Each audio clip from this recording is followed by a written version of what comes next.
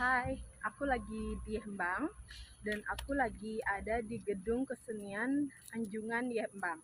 Nah, jadi gedung ini adalah gedung yang sudah lama terbengkalai, sekitar 7 tahun yang lalu. Jadi di sini sekarang digunakan menjadi tempat olahraga. Nah, seperti ini. Bangunannya tidak digunakan dengan baik, padahal itu bagus banget. Tadi aku udah ke sana dan itu bagus banget. Ini juga, aduh, sorry, itu anjing aku. Nah, dan di sana sekarang menjadi tempat olahraga.